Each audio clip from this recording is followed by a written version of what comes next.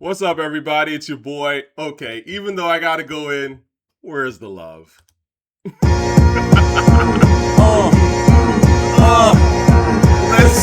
first the fat boys break up. Every day I wake up, somebody got a problem with hoes.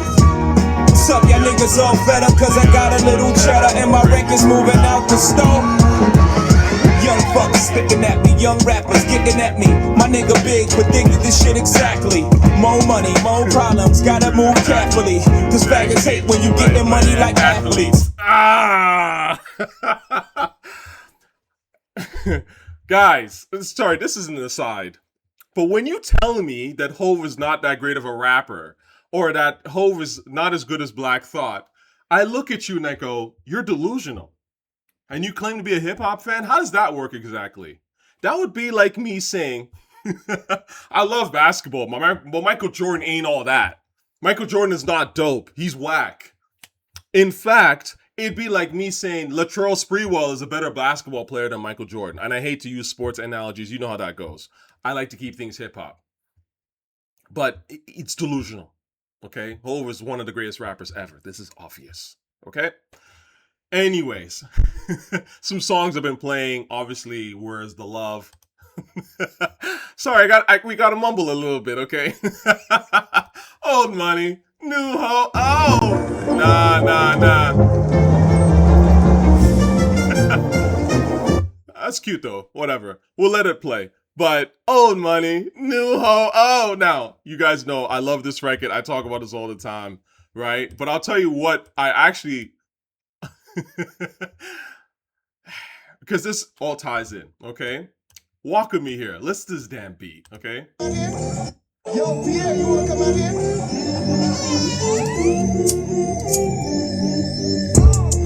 Oh, money. You know my favorite part of this whole shit? Let's go. Cookies in the shop, in the trap we selling cracker milk. Mama shed it to the trap we cooking up the milk. Cookies in the shop, when diamond targets up. Diamond knuckle Phelps. Oh man, no hoe. Oh man, no hoe. Those beats, man, the drums. No hoe. I love this part. No hoe. It's like some ninja shit. They're out of there. Let's go. I love, it's little things like this, these little flourishes that I go, man, hip hop, the ingenuity. It's not just about having it. I mean, it's about making a dope beat, but it's about making something I haven't even heard before, but making it dope, if that makes sense. I love it. Just changes the pattern up a little bit and they're out of there. All right. This long intro. The reason why I bring this all up is shout out to Steady Mobbin. This is a podcast. I am not familiar with these people. I am just became recently familiar with their stuff. I don't watch their stuff like that. No disrespect to them. But I saw this video and I was like, I love this video. I think this is low-key one of the most important videos a Toronto person has ever made about hip-hop in Toronto. So shout out to, I apologize, I don't remember your name, homie, off the top of my head. But Steady Mobbin Podcast, this video is fucking dope. And the reason this video is so dope is that for whatever reason, it has taken Toronto people, I don't know, 30, 40 years to figure this out. Like, why don't you just go and record and actually talk to people? You say you're dope. Well, okay, like outside of your little bubble, are you actually dope? And this is an essential question. Now, I'm not saying that people in Toronto have not done this. Rappers who who are, from Toronto who've spent time in the US, I'm sure they've had these conversations. But I'm saying it's funny because I don't think anyone's ever put this to video, right? Just average people, not no dick suck. They have no real reason for the most part to lie. Like they might want to be nice and so they might actually hold back a tiny bit, but in general this is not relationships, it's not bullshit. So the owner of the Steady Mobbin Podcast walked into, I think he was in Manhattan and the Bronx, and was just asking regular people, I guess whoever agreed, it was a hip hop, seemed like a hip hop fan, hey, can you listen to these Toronto records and what do you think of this shit? And I was like, this is the fucking great shit. And I'll tell you why. So let's talk about this because I want to react to this actually in parts. You see, I left a lot. I left a lot of fucking comments here because I was just like, oh my goodness. I'm so glad that somebody's doing this. So anyways, let's look at the first one. Now, and the setup of this was actually very smart on my man's part. I think H Noble, again, I apologize if I don't remember your name exactly, homie. But what he did is he played essentially 3 records. He played Father Time, Socrates, which is one of the best Canadian rap records ever, I would argue. And at the time, I've always said that it blows my mind that no one has really flipped it. I would have thought that Drake would have flipped it by now, frankly, because I think that you could make a really ill record that, I think that shit's fine. You know, Day put his foot in that beat. Day's the producer, and last time I heard he was like in, shout out to Day, but last time I heard he was in like in Fiji or some shit. Like, he don't even live in Canada. Maybe I'm snitching. Anyways, that's beside the point. Whoops.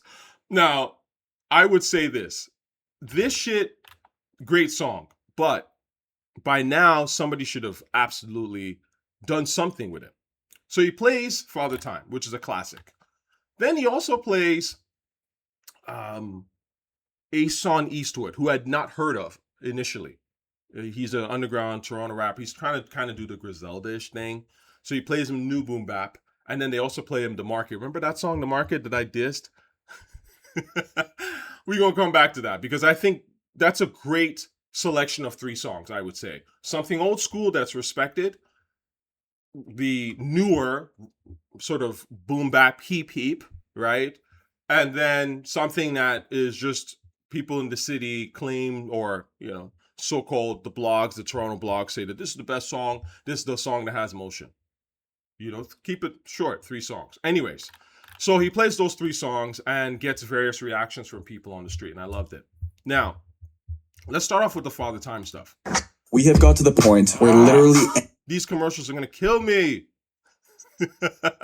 Oh, we can skip this. Great. Okay, so my man is about to listen to Father Time. Let's see what he says.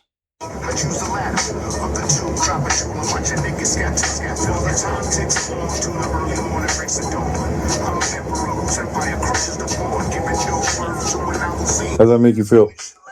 Inspired. Give me some of that New York time frame, like 94, 93. He could. I feel like he could match up with like some of the New York rappers that was rapping around that time. Eric B, Rock Tim, you know what I'm saying? Yeah. Play one more track by artist named Ason Eastwood.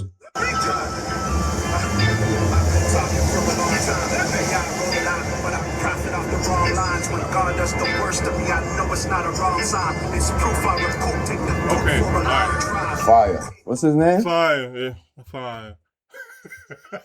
Now, he might actually think this is fire. I'm not saying that he's lying or whatever. What I am saying is that this dude, and I love the different takes actually, because I can tell, even you'll see later, the person I go to, this guy he's a hip hop guy. He's kind of a casual, a little bit, you know, but his opinion, even his opinion on Father Time, I thought was an interesting one, because he's right in the sense that it does feel, basically what he's saying is that it reminds him of 90s shit, right? It's old, it's dated kind of thing. But we're gonna get to why that's kind of a problem, okay? Good, but it sounds dated. Yes. So you see, shout out to this guy. I think this guy runs a barbershop in Harlem. Man, if I'm in Harlem next time, I gotta say what's up to him, because he's keeping it fucking real. Big L looking nigga. Character is the flesh. Over time, they both rot. Choose which is the best. Socrates' philosophy. I choose the latter. Well, The 2. Drop a shoot and watch a nigga scatter. and so this other cat, again, is a little more of a casual and was like, oh, it's cool. But this nigga says something very, very cool. Sounds good, but it sounds dated Yes. at that time, especially for mid-90s. Yes. Things had well advanced from that sound. Guys, I haven't really, I don't know if I've said this on the podcast here, on my thing before, but certainly it's an idea that I've always had. And this is the thing with Toronto hip hop. And I say this, I never wanted to shit on the pioneers, because I know the amount of work that they had to do just to make their records sound decent. And they were like a sister city, let's just say, because Toronto is very close to New York. So we actually got hip hop in a way before a lot of even American cities, I would argue. Let's just be honest, right? I mean, is it any surprise that we run hip hop right now? 666. Actually, it's funny in the video they ask a bunch of New Yorkers on the street earlier in the video whether Toronto runs hip hop, and they're like, "Fuck no," type of thing. Hey, Naz, but I mean, it's true. I understand what they mean because ultimately, for you to run shit, you got to have more than one artist that's like dominating, right? That's when you start to run shit. I mean, Atlanta run shit or was running shit because they had multiple artists that were at the forefront of attention and things like that. That's when it starts to dominate. But when you just have one, no matter how big that person is, like a Drake, clearly you see that it doesn't work. One person cannot create a whole scene. It's just impossible. There's only so much Drake can do, right? It's up to the other people in the city to step their fucking game up to want to also come in and try and take that spot, or at least rise to the level where someone will be like, oh shit, Toronto's really got it. You get what I'm saying? And anyways, the point is, this man makes an excellent point. And I said this before. Toronto rap has always had this problem. I would argue. They've always, in my opinion, been behind the curve. It doesn't mean that they were whack, right? Although some of those guys from the old school were fucking whack. Like, if we're being honest. Not the Socrates, obviously not the major ones that we know of, the Mathematic. Like, they were dope, okay? But I'm talking, I've heard some of those guys that are on those old compilation tapes, some of them were fucking whack, if we're being honest. And they squandered beats. Like, you'd hear the beat, you'd be like, okay, that's pretty decent. And then the guy starts rapping, and you're like, this dude is trash. Get him off the fucking microphone. But my point is, even the dope ones had the problem of, in my opinion, they were like a year behind. Right? Sometimes even like 2 years behind. Because like he said, by the time it's 94, think about what's coming out in 1994. It's not just that, oh yeah, this is dope. Like, Father Time is ill, but Father Time sounds like a 93, 94-ish, or, I would even say like a 93 record, really. You know what I'm saying? Again, and I don't want to disrespect Socrates and Day, because it's a great song. But think about 94, right? Or actually, by the time the Socrates vinyl comes out, I think it's in 95. That's what's listed. It could have been released earlier. But my point is, by that time, you have Snoop, you have Nas, you have Big. These guys are doing different. The beats is changing. It's evolving into a whole nother fucking vibe, right? The drums are changing and still hip hop as fuck. And this is something you have to think about. I remember, on that note, I was playing MC Solaar, Pros Combat, to a friend of mine in New York, right? And I was telling her, I was like, man, this album's crazy. It's one of the greatest rap albums ever. And she made a really interesting comment at first. And I kind of was like, so I played I La Claire Fontaine, right? As one of the examples of why this rap album was so ill. And the first thing she says, like, I mean, it's cool, it's dope, but it sounds dated for that time. And I was like, and then I thought about it, and I said, she's right. Now you'll see here, this is recorded in '93, so this might have been it sounds like a '93 record, right? Again, if you know hip hop, you know what I'm talking about. If you really listen to this rap shit, you know certain years. Certain specific years had a specific kind of sound and mixing and all that kind of shit, right? And the point is, by the time this album comes out in 1994, some of these songs are probably a little bit older, right? Now, that doesn't make them whack. I still think a great song is a great song. I La Claire Fontaine is a fantastic song. It's a classic. But the point is, hip-hop is about that new shit too, right? You have to be dope and also on the cutting edge. That's when you really do this shit. And my point is, Drake, as I've said before, the first time that we've really seen someone in Canada be on the curve, if not a little bit ahead of the curve, is Drake. And that's why you could argue that Drake is the best rapper to ever come out of Canada. Straight up. Now, does he have better bars than, say, Mathematic or Spade from Citizen Kane? I don't think so. I don't really think so. But at the same time, is Drake the only rapper to actually be ahead of the curve? If not on the curve or ahead of the curve, I would argue yes.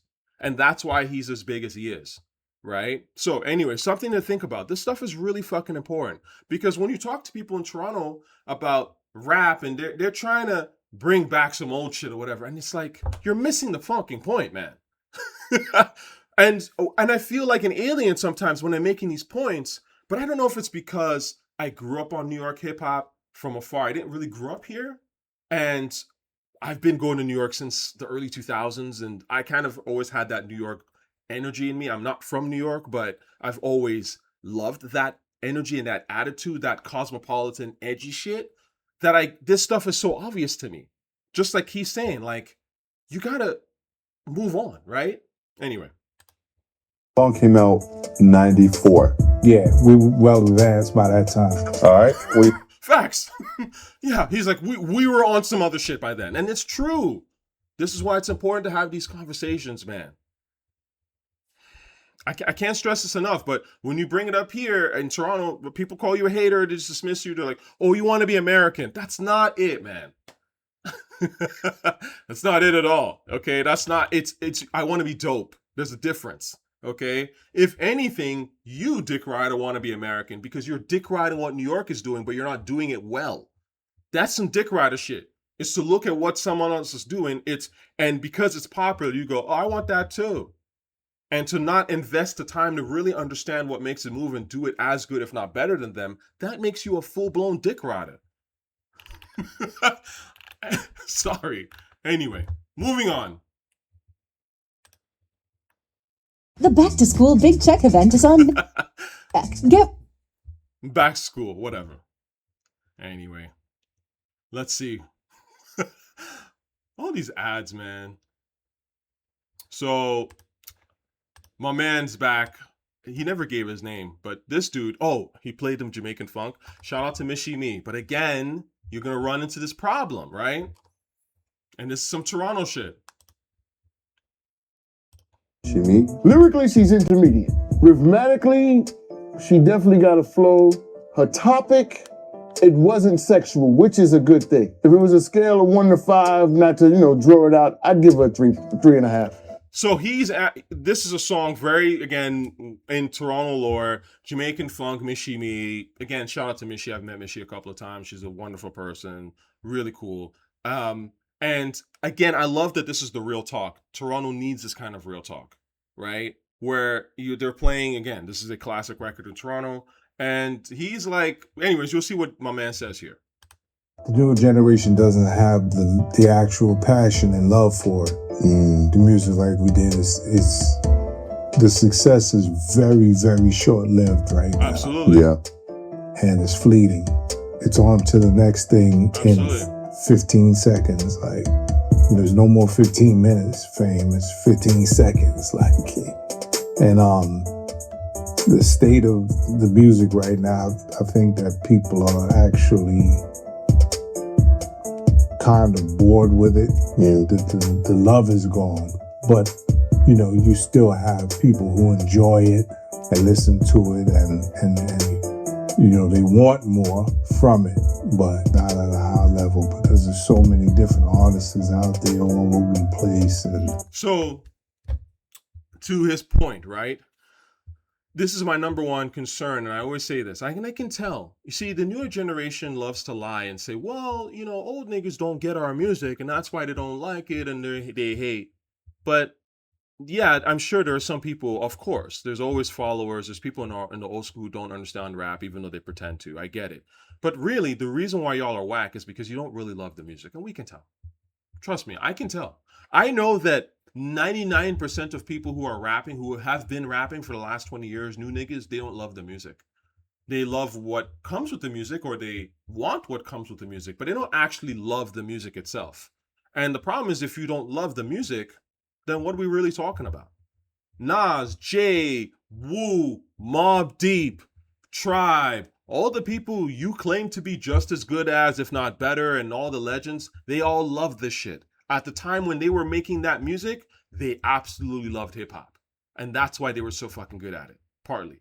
Because when you love something, you put your heart into it, and you're more honest about it, and you're more creative because you love this shit. You're not just looking at it as, oh, that's a lick. right? 99.9% of people who rap now, I can literally see them in their mind thinking, I am rapping this because I want to be famous on social media or whatever. I can, I mean, it's like watching a robot who's overthinking it actually. And that's the sad part. And even though the lyrics are dumb as fuck and really basic, and you think, oh, it's just fun, them having fun. No. They're trying to do what they think is going to trend, it's going to work for them. They don't love this shit. And that's the problem. That's why your stuff sucks. Anyways, I thought that was a really good point that he mentioned. And it's something that should always be mentioned. Get back to loving the music. That will fix 99% of the problems. But again, I do blame the listeners for sure, but it's not entirely their fault, of course. In fact, I would argue really and truly it's the business's fault, because the business and those who run hip hop are the ones that set the precedent, because people follow in general, right? Human beings are followers. Most human beings are followers, and that's not necessarily a bad thing, right? We can't have everybody, being leaders and doing some weird shit. I follow. I'm a leader type of person, but there's a lot of things that I follow because I don't have the knowledge, or it makes sense to follow it because I think that's the best path or whatever. So there's nothing wrong with being a follower, but it's about what you follow, right? Just as it's great to be a leader, but you have to lead in good shit, not just in weak shit. And my point is, this is why I blame the business, because the business ultimately is at fault for this shit, right? They could easily fix this. I wouldn't say easily, but if they bring the love back into it, because again, we all know that you want to make money, and there's nothing wrong with that. That's a beautiful thing, in fact. It's beautiful to make money. Profit is beautiful. Without profit, you can't grow, you can't expand. Fuck a socialist. This is the whole point of why profit is so fucking important. You don't even want to just break even. You want to make a profit, and a healthy profit if possible, because then you can expand a great idea. This is why, anyways, I'm not going to go on that tangent, but this is why when you look at somebody who's like, oh, these people have profit and they shouldn't have profit and they should just be given, and it's like, you're an idiot. You don't build anything. Profit is essential to the growth of human society. Anyway, moving on. Into more of, the harder stuff, the more edgier stuff. Oh yeah, this is my man was saying here that in general, and this is, I guess, why me and him obviously share similar opinions. But he's like, I listen to more of the harder, edgy. Yeah, he's from Harlem. He's a New York dude who grew up in that rap shit, right? Hip hop is edgy. It's supposed to be edgy. It's supposed to be hard, right? Thing going on, but right now things are really, really edgy. And I tend to listen to more of, the harder stuff, the more edgier stuff. For sure. What I was hearing was kind of basic. But from the few... Mad basic, yo. Mad fucking basic. You guys know me. I love the edgy shit. Right? Why? Because it's the new shit. Hip hop is edgy. And edgy isn't, I keep the gun tucked and, or, like what's his my man with the twisted face, Conway, Tyson, I really, Mike Tyson, I need you for clout, please. That's not edgy. That's corny. Okay? Talking to Mike Tyson in 2026 is not edgy. Right? It's a fucking clout grab. It's corny as fuck. Okay? I love Mike Tyson. Mike Tyson is a goat. Right? But using him to try and get yourself hot again is corny. There's nothing edgy about that. Right? Edgy isn't about, do you tote the pistol, the Mac in the back of the act. That's not edgy. Edgy is just doing something that's unique but good. That's edgy. It's that simple. Unique but good. Useful. Right? So when De La Soul came out, for example, or when Tribe Called Quest came out, they were fucking edgy. Right? It's not that plug 1, plug 2, right? That was some edgy shit. And they weren't talking about, you don't need to give it up. No, they just realized, they're like, okay, we love hip hop. We love a lot of what's going on. Okay, there's some things we don't quite like, or we want to insert this into hip hop. We want to bring it back to more of a fun, or we want to insert this sort of like hippie vibe, right? But still keep it, street or whatever. And then they did that. That's fucking edgy, right? This is why the edgy stuff will always be the best shit, because they're the ones that not only they love the art form, but they're also the innovators, the thinkers, the ones that are like, oh, let's do something, let's build on what we have here, right? Bottom line. Everyone else is just like, well, I just want to coast along and do, what everyone else is doing. And it's like every now and then they'll make a decent song, but they won't be the stuff that will be really remembered. We remember the builders. I mean, isn't that how society is? Or we should remember the builders anyways, in any, respectable, good society. So, moving on. Oh, I think this is when they started listening to some Toronto shit. Let's go. Bang. So now they start playing the market, and like I went semi-viral in Toronto. I don't know, in the hip hop community, I say, whatever, on Instagram, when I had mentioned that their song that people were talking about, oh, this shit's incredible, not very good. But let's get into it. I'm in downtown New York. I pulled over some YNs. I'm like, yo, I need some hip hop comments and reviews. We're outside the legendary Joe's Pizza. It's mid, not that great. Oh, these things start off dissing Joe's Pizza. I have not been to Joe's Pizza in a minute. It's funny because there's a bunch of locations in Manhattan, and I was looking at this and I was like, have I been to this specific location? I remember having Joe's Pizza. Man, the last time it would have been right before COVID, actually. That's the last time I had Joe's Pizza. And I did like it, but I felt like it's not worth a lineup. No disrespect to Joe's Pizza. I wouldn't line up for it. You know what I'm saying? But anyway. Did they listen to the music? My name Mir. What's your favorite album? You want to say Talk by YB? Oh, sorry. But I will say Joe's Pizza is better than most pizzas in Toronto. I'm sorry. Okay, let's keep it a fucking buck. I like Toronto's pizza is like, so yeah. Okay, let's just be honest about that shit. Now these kids start talking about how their favorite rap albums are, a bunch of stuff. One of the kids is like Thriller, which I thought was like, wow. But again, music lasts, right? I mean, this kid can't be more than 20, and he thinks Thriller is his favorite album. I don't know if you're seeing that to seem deep or whatever, but again, great music lasts, right? So. Let's see here. Yeah, my favorite record. Shout out to Casper, okay? Because I know he saw it and all that stuff. But again, I didn't do it to, get at him like that. But as you guys will remember, I made this video about, aside from Drake, Toronto rap is trash. And, aside from Toronto rap is trash. And I talked about Casper, TNG's The Market, and it went into a whole other fucking conversation, right? I didn't like the song. I still think the song's trash, right? But of course, Casper, I'm sure, and his people are doing whatever they can to sort of prove me wrong by jumping around and doing interviews everywhere, again, chasing clout. But all that's going to fade if you don't come out with better music. Okay? I say this respectfully, homie, right? You got it, like, you can fake the clout thing, and I know you have a label and all that, and that's beautiful. Again, I am not here to prevent you from winning. I'm just not like that. But the music, okay? Never forget about that, because you can seem hot, and fake it, but these guys are these kids are your age, and they're listening to that shit and going,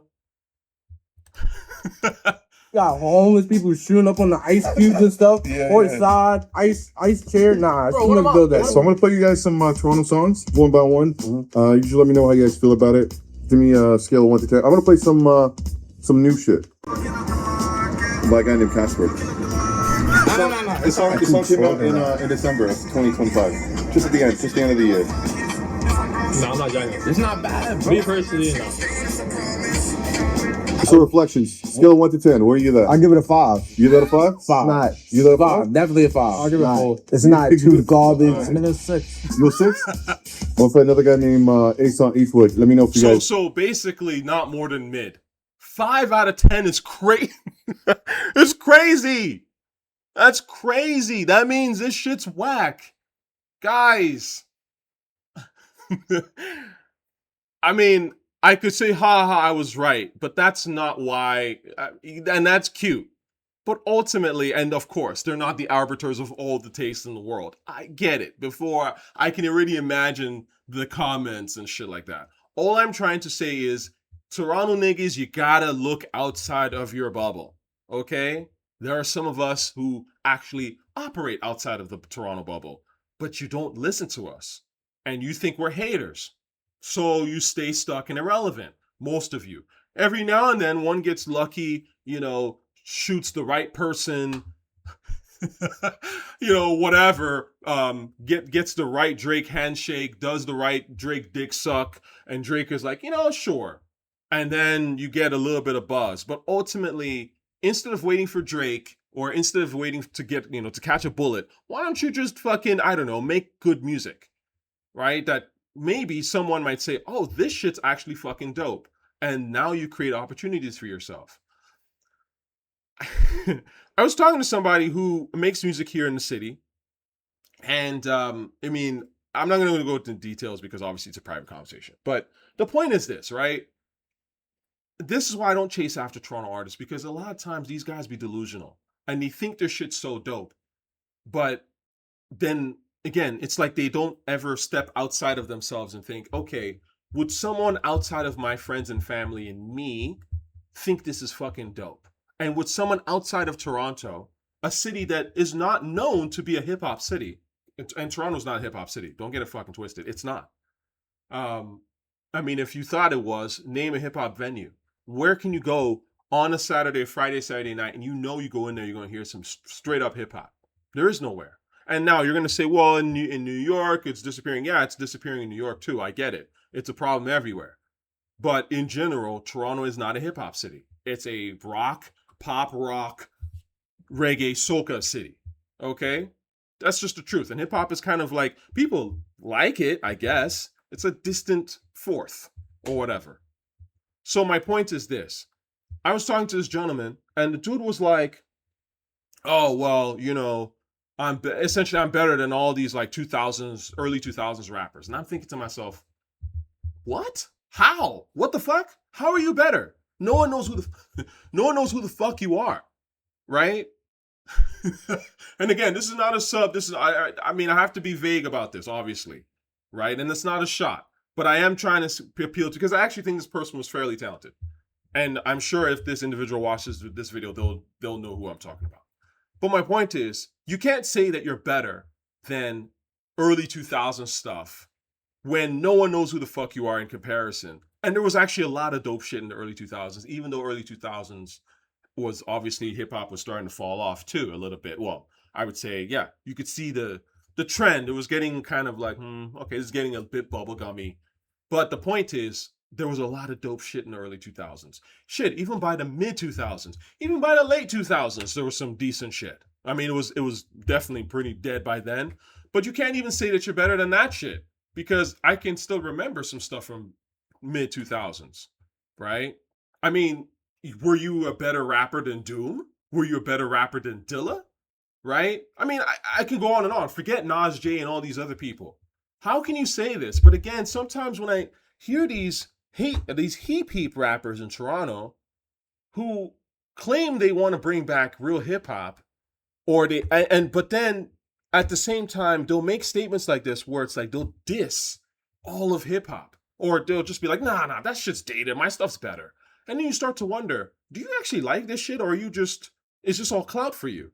And again, this is why I don't like the 38 Specials and the Action Bronsons of the world, because I've seen this trend a million times. A lot of times these people are envious clowns. They don't actually love this rap shit like that, right? They look at it and go, oh, he gets bitches, right? Jadakiss gets bitches. Why don't I get bitches, right? Or why don't I get bitches, right? Like, it's envy. Instead of saying, oh, you know what? Jada gets hoes because he's a great rapper, okay? He's famous and he's made some great songs that women actually listen to and like, right? And he has actual swag. Nah, they're not gonna do none of that. These underground backpack weirdo ass niggas will never do that. They won't be like, let me actually figure out how to become a better rapper. No. It's, oh shit, I must make the right connections. I gotta link up with Coogee Rap, right? And then cloud chase my way and eventually get there. But it's like, that's not going to work, right? So at the end of the day, this goes for anybody. I know I've made it very Toronto-centric, but for anybody, look outside of yourself, okay? Like, yeah, you're an artist. That's great. You know, congratulations. There's a million artists, okay? Most of them are trash, actually. The vast majority are absolute garbage because they haven't even bothered to invest. And I'm not talking about money necessarily, even though, of course, if you put some money, at least you're putting money where your mouth is or something.